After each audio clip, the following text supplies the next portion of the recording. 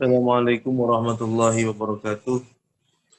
Bismillah, alhamdulillah, wassalatu wassalamu ala sayyidina rasulillah wa ala alihi wa sahbihi wa man tabi'a sunnatahu wa wala. Alhamdulillah, di malam Jumat, pada malam hari ini kita masuk di malam Jumat yang pertama di bulan Dzulqa'dah. Kita bisa berkumpul, bermuwajahah bersama menggunakan salah satu aplikasi. Alhamdulillah, salah satu nikmat yang diberikan oleh Allah, manusia di era sekarang sudah ada aplikasi, sudah ada elektronik dan lain sebagainya. Ini salah satu anugerah yang diberikan oleh Allah kepada umat di zaman ini. Tak lupa salawat dan salam kita selalu sanjungkan, kita curahkan tidak henti-hentinya kepada baginda Nabi besar Muhammad Sallallahu Alaihi Wasallam. Beliau yang menjadi contoh suri tauladan yang paripurna, suka maupun duka, kita meniru, mencontoh apa yang telah digariskan, apa yang telah oleh Rasulullah contohkan. Pada kesempatan malam kali ini, kita akan membahas mungkin sedikitnya 3 hadis yang ada dalam kitab Mukhtarul Hadis Asy-Syarif. Namun sebelumnya, mari kita hadiahkan Fatihah kepada Rasulullah Sallallahu Alaihi Wasallam, pada para sahabat, para ulama, para tabi'in, juga kepada guru-guru kita dan juga kepada saudara kita, kerabat kita semua.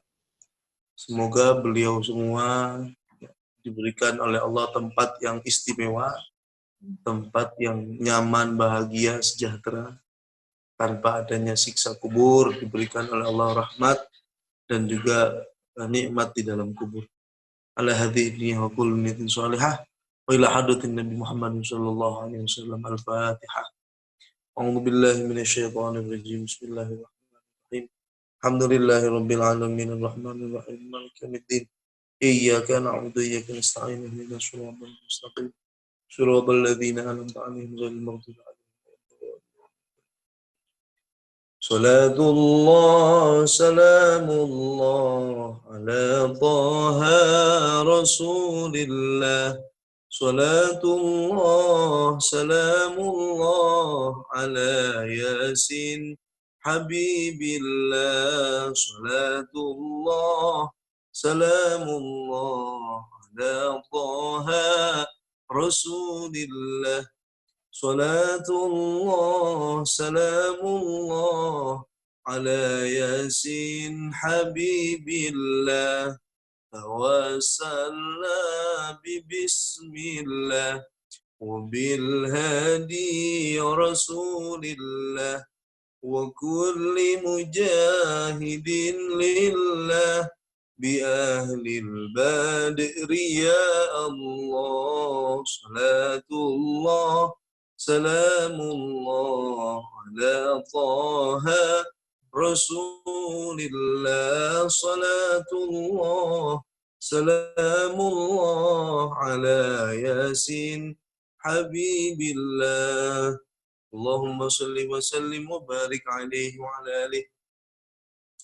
Alhamdulillah, di malam hari ini kita akan masuk ke hadis yang ke nomor 13. Bismillahirrahmanirrahim. Al-haditsu ats-tsalits asyara. Hadis yang ke-13. Jihadul musyrikina, yang menjelaskan tentang kita berjihad melawan orang-orang musyrik. Qala Rasulullah sallallahu alaihi wa alihi wasallam. Jahidul musyrikina bi amwalikum wa anfusikum wa alsinatikum. Rasulullah pernah bersabda, jahidu, lawanlah al-musyrikina, orang-orang musyrik, bi amwalikum, dengan harta kalian, wa anfusikum, dengan jiwa kalian, dengan diri kalian, dengan nyawa kalian, wa alsinatikum, dan dengan lisan kalian. Di sini Rasulullah menggunakan lafaz jahidu, minal mujahadah, diambil dari masdar mujahadah. Jadi harus betul-betul sekuat tenaga. Makna yang terkandung di sini, kalau mungkin dulu kita berperang dengan nyawa, kita berantas ya, kemusyrikannya. Jadi yang dikehendaki di sini adalah politik Rasulullah, niat jihad, ruh jihad, tujuannya bukan membunuh orang musyrik sebenarnya, tapi bagaimana orang musyrik ini dia mau masuk ke dalam agama Islam. Jadi secara makna yang global, jahidu al-musyrikin ini tidak lantas kita disuruh untuk berperang, ya, secara hanya itu saja enggak. Tapi jahidul musyrikin di sini umum. Kita bisa berperang ekonomi, ya. Kita juga bisa berperang mungkin lewat media sosial. Kita berperang dalam dakwah, dalam artian saling berlomba-lomba. Jadi bukan yang dikehendaki di sini kita harus bawa perang bawa pedang, ada orang kafir bunuh. Ini kan repot. Kalau yang difahami dengan secara letterlet, tekstual, akan terjadi kekacauan. Jadi yang dikehendaki di sini oleh Rasulullah adalah kita harus berjuang, memperjuangkan agama Islam, memperjuangkan tanah air, kehormatan kita, jangan sampai kita dikalahkan atau tidak bisa bersaing dengan mereka. Ya, kalau kita pakai hadis ini di zaman sekarang dengan adanya peperangan, mungkin nanti yang timbul malah mafsadat ataupun dampak negatif yang lebih parah. Selagi ada memang cara-cara yang baik, kita melawan dengan mereka dengan cara yang baik. Ya. Kita berdakwah, ya, perang ghazwi fikri sekarang ini, perang pemikiran, perang ekonomi, perang bukan berbentuk senjata. Jadi ini makna hadis di sini bukan berarti kita secara terlek harus berperang. Jadi wujubi jihadil musyrikin bitafsiril ladzi bayyanahul fuqaha. Orang-orang musyrik kita perangi. Kalau memang dia mengganggu baru, karena kita kan tahu ya, orang kafir itu kan ada namanya kafir harbi, ada kafir dhimmi, ada kafir mu'ahad, ada kafir musta'man. Kalau kafir harbi orang yang memang memerangi kita, orang yang memang memerangi kita, dia mengganggu kita, dia tidak mau ada orang Islam, dia membunuh, ataupun dia mungkin mengganggu, itu dikatakan harbi. Yang kedua ada kafir dhimmi. Kafir dhimmi ini kafir yang mempunyai perjanjian dengan muslimin. Ya. Di suatu negara muslim, kemudian kita buat perjanjian bahwa nanti orang kafir dia harus membayar upeti, jizyah, bayar pajak kepada pemerintahan muslim. Ada kafir musta'man, orang kafir yang meminta aman, ya. Orang kafir yang memang meminta damai dengan kita tanpa adanya pembayaran jizyah. Dan juga kafir mu'ahad, ada janji perjanjian. Nah ini untuk di Indonesia sendiri, apa yang dikatakan oleh Ketua MUI Pusat, beliau mengatakan bahwa orang-orang yang ada di Indonesia ini tidak bisa kita kategorikan sebagai orang-orang yang kafir harbi. Karena mereka tidak memerangi kita. Di Indonesia kerukunan ini sangat betul-betul dijaga, dipupuk. Jadi secara kesimpulannya hadis yang ini, yang ke-13 ini menyarankan bahwa kita sebagai muslim jangan lemah. Kita harus siap segala kondisi, harus siap dengan segala ancaman. Kita harus bersiap diri, jangan sampai ketika nanti ada perang, baik itu perang secara fisik ataupun mungkin perang ekonomi ataupun perang nanti kita perang pemikiran di media sosial, kita jangan kalah, harus kita ikut andil. Nah, ini salah satu kita dengan cara mengaji lewat jarak jauh ini di online kan, mungkin salah satu adalah bentuk kita untuk berperang di dunia media sosial. Itu yang terpenting. Yang kedua, andal jihad la yaqtasiru ala nafsi faqat. Jadi jihad itu bukan hanya nyawa saja, enggak. Bal jihad bikulli ma yaqdiru alaihi muslim min nafsin wa malin wa lisan. Jihad itu bisa digunakan medianya menggunakan lisan, berarti kita berdakwah, ya. Kita menyebarkan agama Islam. Kemudian dengan harta juga kita bisa. Ada masjid sedang dibangun, kita bantu. Ada misalkan sekolah yang sedang direnovasi, kita ikut andil. Ataupun hal-hal yang memang kemanfaatannya bisa didapat berupa harta. Ini salah satu hal yang penting yang jangan sampai kita tidak ikut andil. Apalagi di zaman sekarang, luar biasa. Secara fisik juga mungkin ada yang secara pemikiran juga sangat terbuka lebar sekarang media sosial. Nah ini kita jangan sampai kalah. Itu kesimpulan dari hadis yang ke-13. Kemudian hadis yang ke-14, Al-hadisu ar-rabi' asyar tajdidul iman. Menjelaskan tentang bagaimana kita merefresh iman kita. Kita upgrade lagi iman kita. Yang dimaksud dengan tajdid di sini bukan berarti dari kafir ke Islam, bukan. Tapi yang dimaksud dengan tajdid di sini memperbaharui.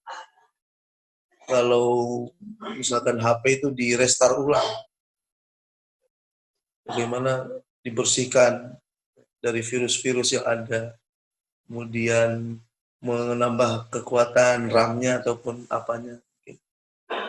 Ganti oli kalau ibarat mobil. Nabi pernah bersabda, jadidu imanakum akfiru min qawli la ilaha illallah. Wahai para manusia, jadidu imanakum. Kalau kita kupas sedikit menggunakan ilmu nahwu ataupun menggunakan ilmu balaghah, jadidu ini menggunakan kalimat fi'il, kata kerja. Yang kata kerja ini kalau dalam bahasa Arab, dia pasti mempunyai waktu. Namanya jadidu ini berarti punya waktu. Menunjukkan bahwa apa? Harus selalu kita upgrade. Jadidu ini di sini menggunakan fi'il, tujuannya adalah kita harus selalu mengupgrade hati. Iman kita harus selalu kita kuatkan. Karena al-iman yazidu wa yanqusu. Iman itu bisa naik dan turun. Jadi iman ini bisa naik, bisa turun. Yazidu bit ta'at wa yanqusu bil maksiyat. Iman ini bisa naik, ya, kualitasnya jadi bagus dengan sering kita melakukan taat kepada Allah, beribadah. Dan dia juga bisa menjadi imannya menjadi melemah. Dengan apa? Dengan maksiat. Sama halnya seperti misalkan api. Api ini kalau dikasih bensin tambah besar, kasih minyak tanah tambah besar. Tapi kalau apinya mungkin dikasih cairan yang tidak memiliki minyak, contoh misalkan siram air, bisa mati. Ataupun ditiup, redup, bisa redup. Nah ini makanya kita harus perbaharui iman kita. Dengan apa? Aktsiru min qawli la ilaha illallah. Perbanyaklah membaca la ilaha illallah. Jadi iman sendiri itu apa? Kita harus pas dulu sebelumnya. Iman sendiri ada pengertian secara bahasa, ada pengertian secara agama. Pengertian secara bahasa, iman itu adalah mutlakut tasdik. Percaya. Kamu percaya nggak saya tadi nangkap ular? Percaya saya. Ini bisa dikatakan sebagai iman secara bahasa. Percaya. Kamu percaya nggak saya bawa mobil 10 jam tanpa istirahat? Oh, saya percaya, iman, saya iman. Secara bahasa. Kalau secara syariat, yang dimaksud dengan iman adalah tasdiqun nabiyyi fi majabihi mimma ulima minad-dini bidurur. Membenarkan apa yang dibawa oleh Rasulullah. Yang dimaksud dengan iman adalah membenarkan, pembenaran dari hati akan apa yang dibawa oleh Rasulullah. Baik itu iman kepada Allah, kepada malaikat, kepada rasul-rasul, kepada kitab, yaumil akhir, kepada qadar dan qadar. Itu yang dimaksud dengan iman secara syariat. Ya. Kemudian kenapa kok di sini menggunakan apa namanya la ilaha illallah? La ilaha illallah ini adalah salah satu wiridan yang punya keistimewaan yang lebih. Banyak orang atau bisa kita sering rasakan ya. Ketika kita membaca la ilaha illallah tanpa sadar, tanpa kita suruh, badan ini akan goyang-goyang. Tanpa kita suruh. Coba aja. La ilaha illallah. Tanpa disuruh. Sesuai apa yang dikatakan oleh Imam Syarafuddin bin Syarafuddin Yahya al-Imriti dalam kitab Imriti. Fa'ushribat ma'na dhamiri syani fa'uribat bilhani bil alhani. Jadi seakan-akan orang yang baca la ilaha illallah ini seperti orang yang sedang mabuk kemudian mendengar suara musik tanpa harus disuruh, tanpa harus diperintah, dia akan gerak sendiri. Kenapa? Karena jiwa ini merasa tentram, merasa nyaman. Ada yang sebagian tarekat ke atas, ke kanan, ke kiri, ke bawah, ada yang dari berdiri duduk, ini ada macam-macam tarekat ya. Cuman secara tidak langsung siapapun yang membaca la ilaha illallah otomatis dia akan bergerak. Ya. Makanya dikatakan sebagai rumput yang bergoyang itu. Karena memang la ilaha illallah punya daya yang sangat luar biasa. Dia bukan hanya kalimat biasa. La ilaha illallah ini adalah kunci surga. Miftahul jannah la ilaha illallah. Man kana akhiru kalamihi la ilaha illallah dakhalal jannah. Siapa orangnya yang ucapan terakhir sebelum dia mati adalah la ilaha illallah, masuk surga. Jadi kalau kita misalkan ada orang mau meninggal, kita talkin di kupingnya bacaan la ilaha illallah. Kalau dia sudah melafadzkan, sudah, jangan diajak ngobrol lagi, nggak usah ditalkin lagi. Jangan sampai nanti apa yang diucapkan terakhir bukan la ilaha illallah. Tata cara ketika kita mentalkin orang yang meninggal, mau meninggal, kita talkin di kupingnya la ilaha illallah. Kalau dia bisa mengulanginya, membacanya, dan dia sudah melafadzkannya, sudah, jangan kita talkin lagi. Tapi kalau ketika sudah baca la ilaha kemudian ngomong lagi, kita talkin lagi. Itu salah satu daripada keistimewaan la ilaha illallah.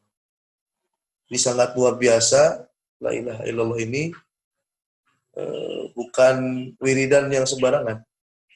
Kemudian dari sebagian kitab ini, sebagian kitab yang pernah saya baca, orang itu ketika sudah membaca la ilaha illallah, ini disarankan jangan dulu minum. Ya. Kalau dia sudah wiridan, terutama la ilaha illallah. Kenapa? Karena la ilaha illallah ini membakar kotoran-kotoran yang ada dalam hati. Misalkan kita sudah baca la ilaha illallah atau sudah baca wirid jangan langsung minum. Supaya energi yang ada dalam wiridan tadi membakar kotoran-kotoran yang ada dalam hati, mengikis itu semua. Sampai nanti kita hatinya menjadi bersih. Jadi jangan langsung minum. Ini nanti malah khasiatnya kurang. Itu salah satu keistimewaan la ilaha illallah. Kemudian la ilaha illallah lagi, ini kalau kita lihat ya, ada orang buat kaligrafi la ilaha illallah itu seperti orang yang sedang tasyahud ya. La ilaha illallah. Tasyahud digambarkan seperti itu. Di kaligrafi, dibuat kaligrafi. Ini sangat istimewa lah. La ilaha illallah ini sangat istimewa. Ketika kita baca, kalau dalam sebagian thariqah ini 165 pada sholat, ada yang 100, ada yang 40, macam-macam. Yang penting adalah kita mulazamah, sering membaca la ilaha illallah. Orang itu kan mati sesuai apa yang memang dia biasa lakukan. dia sering ngomongnya berzikir, ya kemungkinan besar dia wafatnya dalam keadaan berzikir. Orang kalau biasanya kesandung bilangnya la ilaha illallah atau astagfirullah, ini kemungkinannya akan diucapkan nanti itu seperti itu. Ini sangat besar dampaknya daripada la ilaha illallah. Jaddidu imanakum, aktsiru min qawli la ilaha illallah. Baca la ilaha illallah. Mau dalam keadaan duduk boleh. Ya mau wa qu'udaw wa ala junub. Ulangi lagi. Bismillahirrahmanirrahim. Tadi kita berlanjut menerangkan hadis yang ke-14 tentang la ilaha illallah. Jadi la ilaha illallah ini wiridan yang wajib kita baca. Wajib kita baca minimal ya mungkin setelah sholat bisa 11 kali. Jangan sampai nanti kita tinggalkan. Karena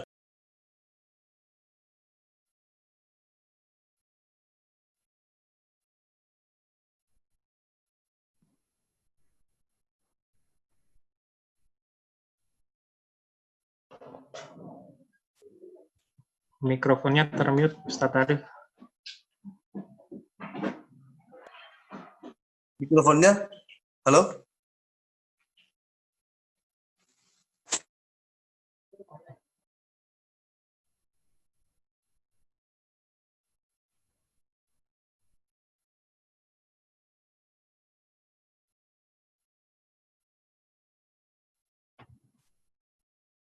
Halo, assalamualaikum. Waalaikumsalam. Sudah Sudah terdengar ya? terdengar. Oh iya, percobaan. Mohon maaf. Bismillahirrahmanirrahim.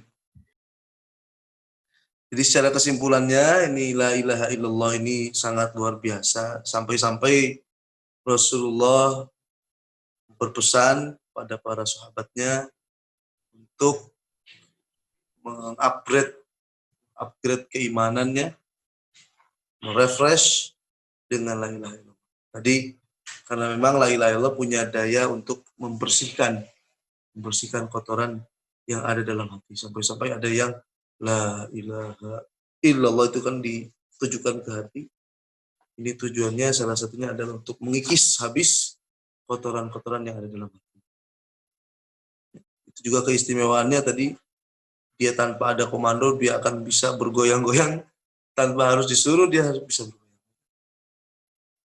Kemudian selanjutnya al-mudawamatu 'alaiha tujaddidul iman fil qalbi wa tamlauhu nuran. Ketika orang sering baca la ilaha illallah, ini hatinya akan penuh dengan cahaya. Orang tuh kalau seneng wiridan beda ya. Orang yang sering berzikir sama tidak itu beda. Dipandang itu sejuk, nggak kenal, nggak apa, tapi ketika dia lewat itu, kita akhirnya nyaman hati. Hati terasa nyaman, hati jadi tenang. Itu salah satu efek positif ya, aura positif yang muncul dari la ilaha illallah. Ya, orang sering baca la ilaha illallah, kelihatan bercahaya walaupun dia hitam. Walaupun dia hitam tapi kelihatan seperti ada pancaran apa. Nah, ini istimewaan dari la ilaha illallah. Kemudian wa taziduhu yakinan wa taftahul asraran yudrikuhu ahlul basair. Akan dibuka oleh Allah hatinya. Yang dulunya mungkin keimanannya kurang, oleh Allah akan ditambah keimanan. Yang mungkin dia dalam memahami agama sulit, mungkin dengan berkahnya dia sering berzikir, oleh Allah sedikit demi sedikit dibuka. Dibuka oleh Allah untuk memahami ilmu-ilmu agama. Yang dulunya sulit memahami pelajarannya, yang dulunya kehidupannya juga rumit, banyak hal, banyak perselisihan, mungkin banyak penyakit-penyakit hati. Ini oleh Allah dengan berkat asar ataupun dampak positif daripada la ilaha illallah akan terbuka semua. Sedikit demi sedikit terkikis. Kemudian wa bi tikrariha wal iksar minha yabqal mu'min fi muraqabati rabbih wa maulah. Kalau orang sering baca la ilaha illallah, maka dia akan selalu merasa dalam pantauannya Allah. Kalau Allah itu kan pasti Maha melihat. La tudrikul absar wa huwa yudrikul absar wa huwa latiful khabir. Allah ini bisa dan selalu mengawasi kita. Nah, bagi orang yang sering baca la ilaha illallah, dia akan merasa dipantau terus oleh Allah. Dimanapun dia akan ingat dengan Allah. Kenapa? Karena lisannya mengucapkan la ilaha illallah, hatinya nyambung. Karena saking seringnya. Seperti orang yang sedang kasmaran, mungkin ada seorang wanita yang dia cintai atau seorang pria yang dia cintai. Dimanapun apapun yang terjadi, ya, sebelahnya mungkin ada kejadian apa, dia nggak akan terpengaruh. Kenapa? Karena hatinya sudah penuh dengan orang yang dia cintai. Begitu pula orang-orang yang memang sudah penuh hatinya dengan cinta kepada Allah. Sebagian daripada beliau adalah contoh. Saya dapat cerita ini, ada Habib Zain bin Smith. Habib Zain bin Smith itu kakak iparnya Habib Umar. Seorang ulama besar di Madinah. Beliau itu pernah, Habib Jindan dengan Habib Ahmad, itu sowan, berkunjung, berziarah ke beliau, datang bertamu. Kemudian di rumah beliau itu sedang ada tamu juga. Mungkin sudah sekitar 40 menit atau lebih. Beliau berdialog, ngobrol dengan Habib Zain bin Smith. Kemudian datang Habib Ahmad dengan Habib Jindan dan rombongan. Kemudian disapa, ngobrol seperti biasa. Tamu yang awal masih ada. Selesai ngobrol dengan rombongannya Habib Jindan, Habib Ahmad, beliau langsung berpaling kepada orang yang tadi. Kamu siapa? Kamu dari mana? Padahal sudah 1 jam lebih. Ya mungkin sekitar 1 jam ngobrol sebelum adanya Habib Ahmad. Kenapa? Karena memang hatinya sudah penuh dengan Allah. Tidak akan ada cinta tidak akan ada dua cinta yang berkumpul dalam satu hati. La yajtami'ani hubban fi qalbin wahid. Tidak akan ada dua cinta yang berkumpul dalam hati yang satu. Tak akan bisa. Jadi kalau kita cinta kepada Allah sudah sangat penuh, yang lain akan lupa. Yang lain akan tidak diperhatikan. Ini kalau memang sudah tingkatannya tinggi. Nah, bagi kita minimal kehidupan kita tidak melulu kita memikirkan hal-hal yang selain Allah.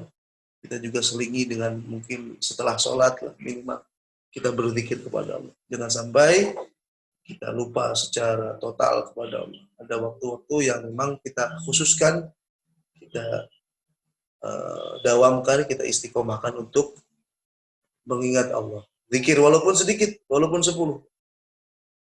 Khairul umur adwamuha wa in qalla. Sebaik-baik perkara adalah sesuatu yang istiqomah, continue, walaupun sedikit. Dia continue baca la ilaha illallah setelah sholat 10. Tapi yang rutin, itu lebih baik daripada ketika ingat la ilaha illallah 10.000 kali. Setelah itu hilang, nggak wiridan lagi. Itu lebih jelek. Lebih baik yang tadi, walaupun cuma 10 tapi rutin continue. Itu yang memang harus kita pertahankan. Sedikit tapi rutin. Nggak usah banyak-banyak.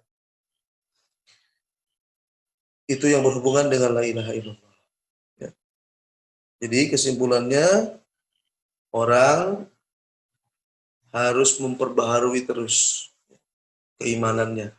Karena dengan adanya iman ini, kita bisa naik, mendekat terus kepada Allah. Dan juga kita harus ingat lagi tadi, iman itu bisa naik, bisa turun. Kalau kita lakukan dosa, iman kita turun. Semangat ibadah kita turun. Jadi kalau kita misalkan melakukan dosa, ataupun kita mau sholat susah, ataupun melakukan kebaikan ini susah, kita harus introspeksi, ini dosa apa yang kita lakukan. Biasanya kita melakukan dosa ataupun melakukan perkara yang haram, ini akan menyebabkan kita oleh Allah tidak diberikan taufik hidayah. Akhirnya sulit untuk melakukan ibadah. Kemudian yang kedua, kesimpulan daripada hadis yang ke-14, yang baghiril mu'min ayakuna harisan ala imanihi fala yunkisu bil ma'asi wal budi anil. Seorang muslim harus ekstra hati-hati dalam menjaga keimanannya. Karena iman itu hubungannya hati. Hati itu kalau bahasa Arabnya kolbun. Kenapa disebut kolbun? Karena kolbun itu yataqallabu. Hati itu sangat cepat berubahnya. Sekarang iya, mungkin 1 menit yang akan datang tidak. Sekarang oke, mungkin besok tidak. Sekarang deal, mungkin minggu depan tidak deal, no deal. Karena yang namanya hati ini sangat cepat, sangat cepat untuk berbeda, berubah. Makanya kita harus selalu memantau hati kita. Dan salah satu yang sering diamalkan oleh para ulama, para orang-orang dahulu kala adalah sangat takut hatinya yang sekarang iman ini takut menjadi kafir. Makanya dulu ada cerita seorang kiai punya burung kan. Ada seorang kiai punya burung beo. Burung beonya bisa baca la ilaha illallah. Tiap hari dikasih makan, dikasih. Kalau burung beo biasanya makan pisang. Tiap hari dirawat. Sampai suatu ketika burung beo ini dimakan oleh kucing. Dimakan oleh kucing, mati. Akhirnya kelihatan sedih. Kiai itu kelihatan murung. Akhirnya murid-muridnya datang kepada Kiai. Wahai Kiai, kenapa engkau murung, kenapa engkau sedih?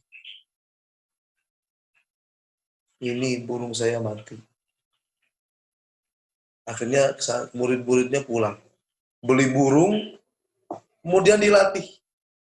Bukan hanya bisa la ilaha illallah, diajarkan qul huwallahu ahad, diajarkan wiridan-wiridan lain sampai mahir sekali lah. Kemudian si murid tadi membawa burungnya ke Kiai. Wahai Kiai, ini saya sudah beli burung beo. Dia bukan cuma bisa la ilaha illallah. Yasin apal ini burung beo. Kemudian kata Kiai, wahai murid-muridku, sebenarnya saya ini merasa sedih bukan karena burung beo yang mati, bukan karena matinya dia, bukan karena saya akhirnya nggak punya burung, bukan. Tapi saya sedih karena beo ini tiap hari dia baca la ilaha illallah, tapi ketika dia mati dia nggak bisa baca la ilaha illallah. Saya takut nanti ketika saya tiap hari baca kitab, baca Quran, la ilaha illallah, wiridan yang lain, kok mati saya nggak bisa baca la ilaha illallah. Saya takut. Itu yang membuat saya sedih. Bukan karena burung beo saya mati. Nah, ini yang sangat diperhatikan oleh para ulama zaman dahulu. Bahwasanya apa yang berhubungan dengan hati ini sangat cepat berubahnya. Mudah-mudahan kita diberikan oleh Allah keistiqomahan dalam beriman, istiqomah dalam melaksanakan keislaman, istiqomah dalam kita juga berbuat kebaikan kepada sesama. Kemudian yang ketiga, kesimpulan dari hadis ini adalah ayyuksirul mu'min min dzikrillah warruju ilaih. Jangan bosan kembali kepada Allah. Walaupun kita sudah jauh, maka kita harus selalu berusaha untuk mendekat.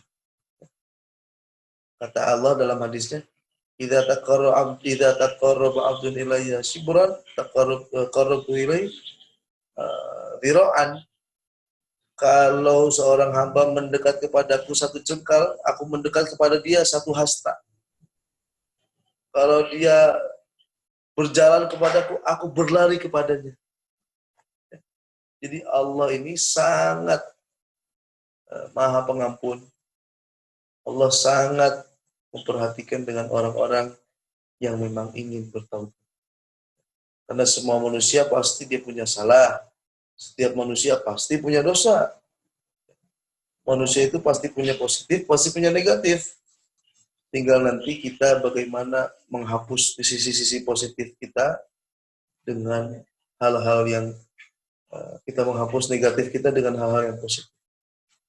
Ini kesimpulan daripada hadis yang ke-14. Kemudian hadis yang terakhir, hadis yang ke-15. Al-hadithu al-khamis asyar. Hadis yang ke-15. Menjelaskan tentang hubbud dunia. Cinta kepada dunia. Qala Rasulullah sallallahu alaihi wasallam, hubbud dunya ra'su kulli khati'atin. Cinta terhadap dunia adalah pokok, pangkal, penyebab, sumber, virus dari segala macam keluputan, kesalahan. Segala macam maksiat itu munculnya pasti latar belakangnya adalah hubbud dunia. Hubbud dunia ini bisa kalanya dia hubbul mal, ya, cinta kepada harta. Bisa jadi hubbul jah, cinta akan kekuasaan. Dua-duanya ini sangat rentan sekali dan dua-duanya ini memang sering orang banyak diuji. Ya. Dunia itu, kalau kata guru-guru saya, dunia itu jangan dikejar. Dalam artian fokus kita jangan kepada satu titik dunia. Kalaupun kita bekerja, kita sisipkan niat-niat yang baik agar pekerjaan kita ini yang secara kasat mata ini adalah sesuatu yang hubbud dunia, tapi dengan niat yang baik akhirnya menjadi amal akhirat. Contoh, kita kerja tujuannya untuk menghidupi anak istri. Kita kerja, kenapa kamu kerja? Saya pengen menyumbang masjid. Kenapa kamu kerja? Saya pengen membantu orang-orang fakir miskin. Maka dengan niat yang tadi, yang asalnya dia hubbud dunya ini, menjadi tidak. Ya. Karena yang menjadi masalah di sini bukan kerjanya, bukan. Bukan kita punya uangnya, bukan. Itu bukan masalah.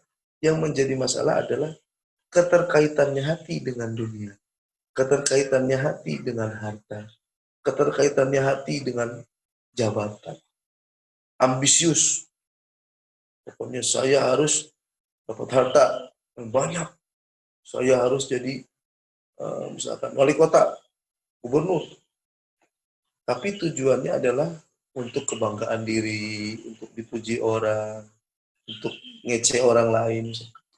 Maka itu adalah niat yang salah. Yang benar adalah dengan cara tadi. Saya ingin menjadi pejabat. Kenapa? Saya ingin tegakkan keadilan. Saya ingin membantu orang-orang yang lemah. Saya ingin membawa Indonesia menjadi negara yang adil makmur. Maka hal tersebut tidak dikatakan sebagai cinta dunia. Tapi cinta akhirat menggunakan media yang ada di dunia. Jadi yang terpenting tadi, ya, orang ini kan bisa, ya, gara-gara dunia ada kalanya kakak adik berantem, bapak sama anak jadi musuh, yang asalnya kawan jadi lawan, yang asalnya partner bisnis menjadi saingan bisnis. Ini adalah sesuatu yang harus kita hati-hati jangan sampai terjebak. Karena dunia adalah jaringnya setan. Setan itu kalau menjaring orang lewatnya dunia. Ayo, kumpulkan harta yang banyak. Kalau kamu sudah kaya, nanti kamu terkenal, kamu bisa ke sini, kamu bisa ke sana. Oleh setan diarahkan, dipalingkan dari akhirat, diarahkan kepada dunia. Maka sebagai tamengnya kita harus menekan niat tadi. Jadi cara yang paling selamat adalah dengan kita membenarkan niat tadi. Jangan sampai niat kita salah. Kemudian di sini juga dikatakan az-zuhdu fid dunya asasun najah fiha wa minha. Jadi orang yang baik itu orang zuhud. Zuhud itu bukan berarti harus miskin, enggak. Zuhud itu orang yang memang tidak punya keterikatan dengan harta dalam hatinya.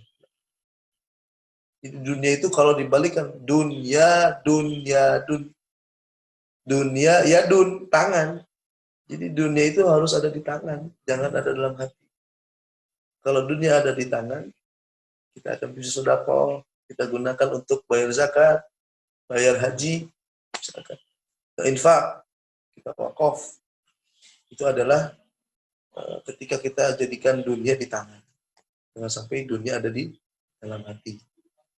Banyak sekali lah orang-orang yang memang kaya tapi zuhud.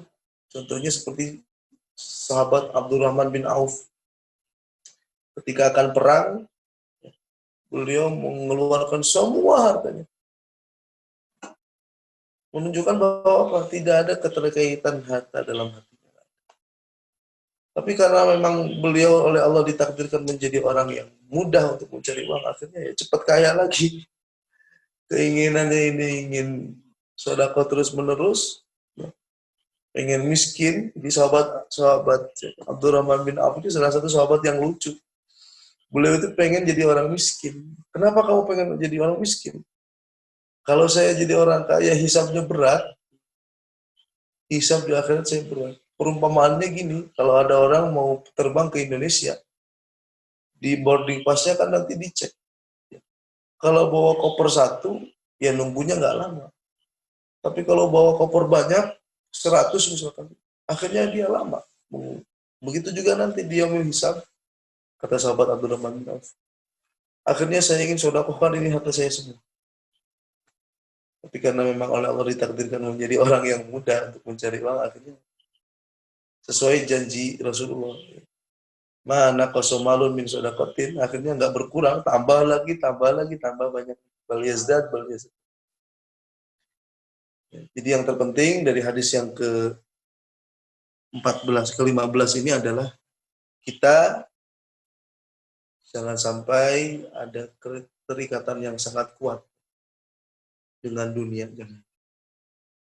Makanya sebagian ulama ini ada yang sesuai dengan kebutuhan saja, ya, yang digunakan dengan sesuai kebutuhan saja. Adapun ada yang berlebih, dia gunakan untuk infak, untuk kemanfaatan yang bisa dirasakan orang banyak lah, buat jalan misalkan, atau bakti sosial. Jadi kalau di di KMIB Bremen ini udah ada fatwa ya, sangat baik sekali.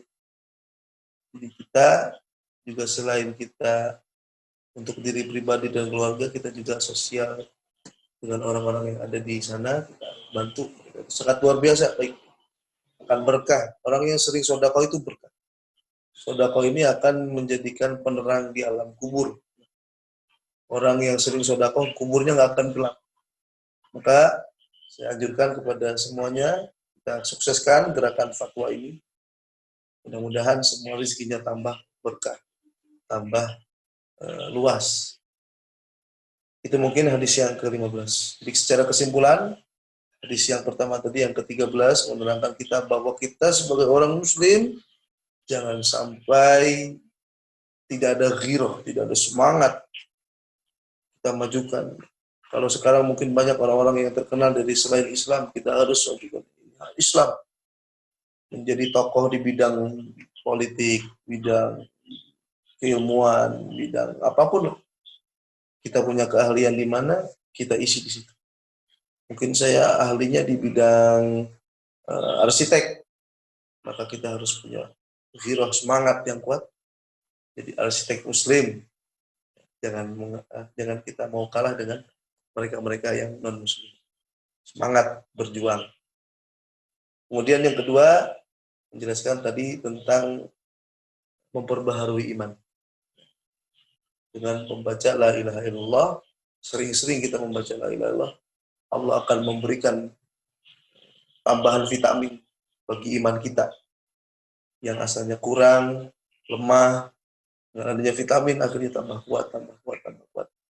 Jangan banyak-banyak, kalau memang ini, yang penting rutin, 10 kali, misalkan, ataupun 15 kali, insya Allah akan menjadi kuat.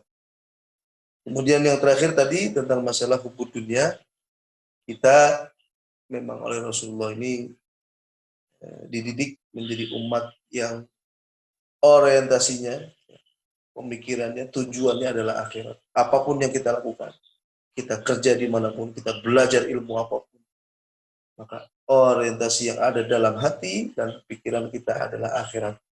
Bagaimana nanti dengan apapun yang kita lakukan, menjadi dokter kah, menjadi arsitek kah, menjadi insinyur kah, menjadi guru kah, petani ataupun apapun, semuanya diniati dengan niat yang baik untuk membantu saudara-saudara sesama muslim, membantu perekonomian keluarga, mencari nafkah, memakan harta yang halal. Insya Allah ini tidak dikatakan sebagai hubud dunia.